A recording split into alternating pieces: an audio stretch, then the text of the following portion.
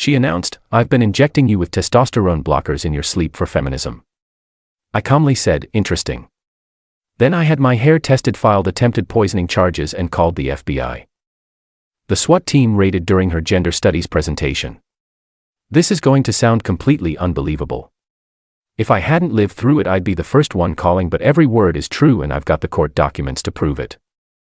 I, 34M, met Diane, 32F, at a fundraiser for a local political candidate 3 years ago. I'm a pharmaceutical patent attorney. She was getting her PhD in gender studies at the university where the event was held. We hit it off immediately despite our different backgrounds. She was brilliant, passionate, articulate, everything I thought I wanted in a partner. Our relationship progressed quickly. Within 6 months we were living together in my condo near downtown Boston. Things were good until they weren't. Looking back, there were warning signs I completely missed. The casual comments about how men are inherently prone to aggression due to hormonal influence. The not-so-subtle suggestions that I'd be more evolved if I were less stereotypically masculine. Her increasing involvement with a fringe academic group that published papers with titles like Chemical Solutions to Patriarchal Biology. But I was blind to it all. Classic case of love making you stupid.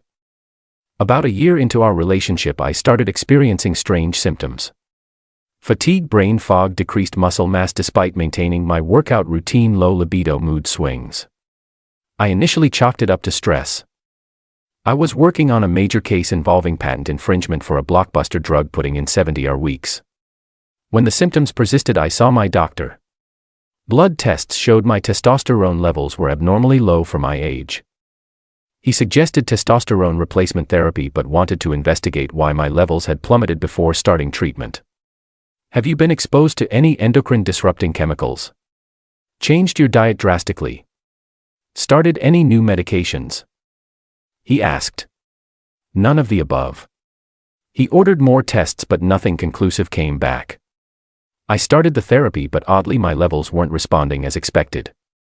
It was like something was actively counteracting the treatment. Meanwhile, Diane had been acting strange.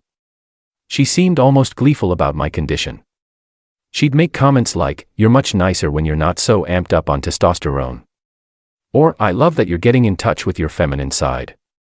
I brushed these off as her academic perspective bleeding into our personal life. That was my first mistake. The revelation came during what was supposed to be a romantic dinner at our place. Diane had opened a bottle of wine, even lit candles. As we finished the meal, she seemed almost giddy. "I have something important to tell you," she said, refilling my wine glass. "Something exciting." I assumed she'd gotten news about her dissertation or landed a teaching position. Instead, what came out of her mouth changed everything.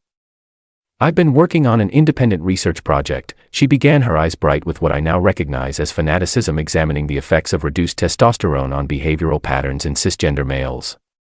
I nodded, still clueless. "That sounds interesting. How's the data collection going?" She smiled. "Exceptionally well. I've been documenting the results for nearly 8 months now." Something in her tone made my skin crawl. 8 months? Have you started trials already? You could say that. She reached for my hand across the table. "You're my subject, Daniel. I've been injecting you with testosterone blockers while you sleep for feminism." I felt like I'd been physically struck. "You've been wet."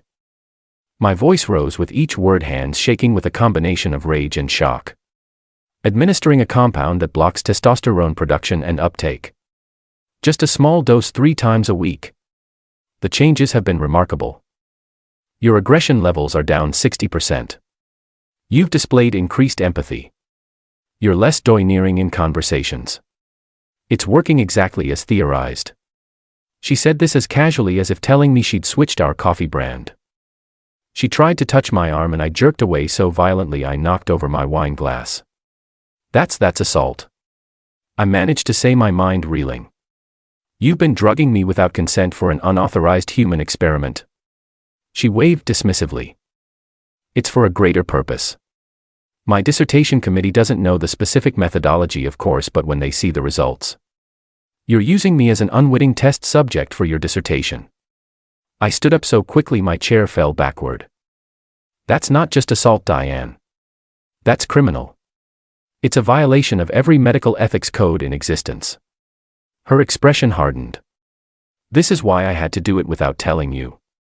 Men never understand the importance of dismantling their own toxic biology. The compound is completely safe. I synthesized it myself using a formula developed by Dr. Harriman. Who the hell is Dr. Harriman? My faculty advisor. Her work on chemical gender equalizers is groundbreaking if underappreciated due to patriarchal scientific gatekeeping. I felt sick literally and figuratively. Where are these drugs? Where have you been keeping them? In my secure lab storage. Obviously, I'm not careless. She seemed offended that I'd question her scientific rigor while ignoring the massive ethical breach. That's when my legal training kicked in. I recognized that my next actions would be crucial. I needed to get safe and get evidence before she could cover her tracks. I need some air, I said, struggling to keep my voice steady. I walked out of the dining room, grabbed my keys and wallet and left. I checked into a hotel downtown, my mind spinning with shock, betrayal, and growing rage. That night I made a plan. First step, evidence collection. I needed proof of what she'd done. I contacted a forensic toxicologist the next morning explaining that I suspected someone had been administering drugs to me without my knowledge. He recommended a hair test which could detect substances I'd been exposed to over the past several months. The particular testosterone blockers used leave distinctive markers in hair keratin, making them ideal for this type of testing. Plus, the regular pattern of dosing would create a clear timeline in the hair sample. While waiting for the hair test results, I consulted 3 colleagues, a criminal defense attorney, a medical ethics expert, and a friend at the FDA. All were appropriately horrified by my situation. After consulting my attorney, I returned to the condo with a police escort to collect my essential belongings, a standard procedure in domestic cases. While there, I noticed a locked case in Diane's office closet. I pointed it out to the officers, explaining my suspicions. They documented it and included it in the application for a search warrant, which was executed the following day. The search revealed vials, syringes, and a detailed log of treatments and observed effects dating back 8 months. She had meticulously documented everything precisely because she viewed it as legitimate research and intended to publish it with identifying details removed once she had proven her hypothesis. The hair test results came back positive for 2 substances: spironolactone, a testosterone blocker commonly prescribed for certain medical conditions, and a novel compound that the lab initially could only identify as an unusual androgen receptor antagonist. After consulting with pharmaceutical databases and specialists which I had access to through my professional network, they matched it to an experimental drug called XR14 that had been rejected during early trials due to safety concerns. It was never approved for human use. Further investigation revealed that Dr. Harriman had previously worked at Meridian Pharmaceuticals before entering academia. She had maintained connections with former colleagues and had convinced a lab technician to provide samples of failed drug candidates by claiming she was conducting preliminary animal studies. The technician is now facing charges of his own. Even more disturbing, we discovered that Diane wasn't Dr. Harriman's first student to engage in this type of research. 2 other graduate students had been conducting similar unauthorized experiments on their partners. In one case, the partner had actually consented after being gradually indoctrinated into their radical views. A glimpse into what Diane had likely planned for me once her initial experiment yielded results. Armed with this evidence, I filed charges: assault and battery, poisoning, practicing medicine without a license, and violation of the Food, Drug, and Cosmetic Act.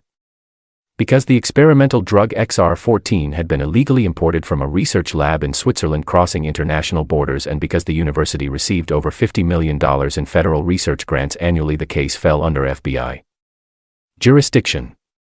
The FDA's Office of Criminal Investigations became involved specifically because of the use of an unapproved investigational drug outside of authorized clinical trials, which is directly under their enforcement authority.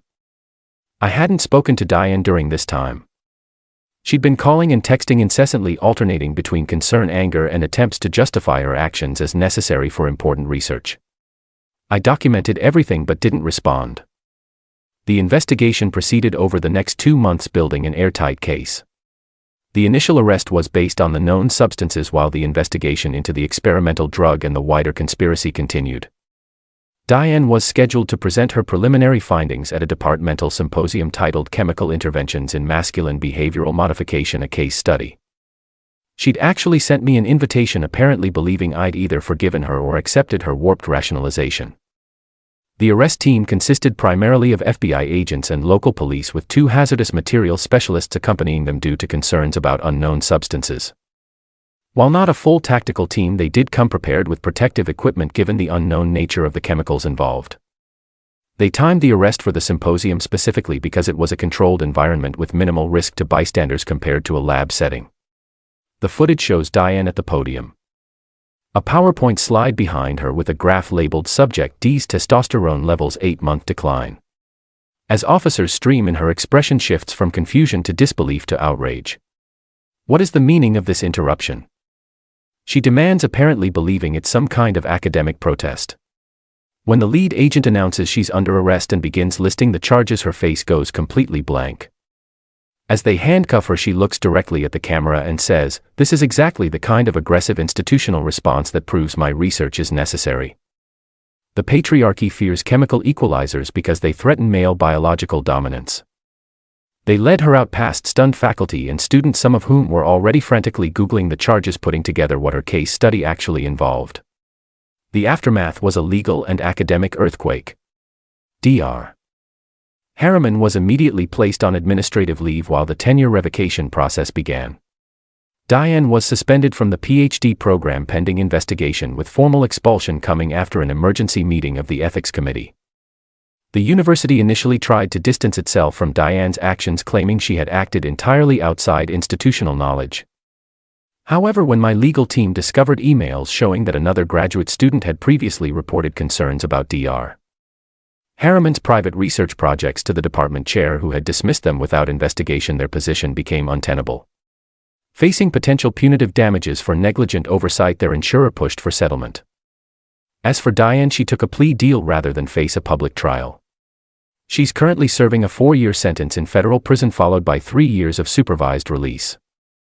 She's permanently banned from working in any research capacity or educational institution. I'm still dealing with the physical aftermath. My endocrinologist explained that the type of testosterone suppression I'd experienced would take 12 to 18 months to fully reverse, with some effects potentially being permanent. The combination of spironolactone and the experimental compound had not only blocked testosterone reception but had also suppressed my body's natural production, essentially creating a temporary state of chemical castration. 6 months after stopping the exposure, I'm showing significant improvement, though my doctor projects a full hormonal rebalancing will take at least another year. The psychological impact has been harder to quantify. How do you trust again after something like this? How do you not question every drink, every meal, every person who has access to you when you're vulnerable? I've moved to a new condo in a secure building. I installed cameras everywhere. I bought a small safe for my bedroom where I lock up my drinks before going to sleep. It's paranoid, I know, but necessary for my peace of mind. I've also become an advocate for awareness about this type of abuse. It's more common than you might think, though usually not with such ideological motivations. My attorney says they've seen cases involving everything from partners administering psychiatric medications to control behavior to performance-enhancing drugs given to teenage athletes by parents to weight loss drugs slipped to spouses. The most chilling part of all this, until that dinner I had no idea. I trusted Diane completely. If she hadn't decided to reveal her research to me, apparently believing I'd be impressed or supportive once I understood her important work, she might have continued experimenting on me indefinitely. So if you've made it this far, take this away. If something feels off with your health, dig deeper, document everything, and remember that abuse and control can wear many disguises, including the mask of academic research. Update: 6 months later, my health continues to improve, though the road to recovery is longer than initially hoped. I'm working with a therapist specializing in intimate partner abuse, which has been tremendously helpful. Diane's case has sparked a nationwide conversation about academic oversight and ethics and research. 3 universities have completely overhauled their IRB protocols as a direct result, implementing new safeguards specifically designed to detect shadow research conducted outside official channels. I received a settlement from the university, which I've used to establish a foundation for victims of similar abuse. We're working on improving detection protocols in emergency rooms and educating medical professionals about this emerging form of domestic abuse. And for those wondering, yes, I'm dating again, slowly and cautiously. My current partner is a forensic accountant who finds my security measures perfectly reasonable. She brings her own sealed water bottle to restaurants too, so we're well matched in our informed paranoia. Life goes on differently but definitively forward. Final note: if you suspect someone is administering substances without your knowledge, get tested immediately. Hair tests can detect exposure from months ago, long after blood or urine tests would come up clean. Trust your instincts. If something feels wrong with your body or mind, listen to that feeling.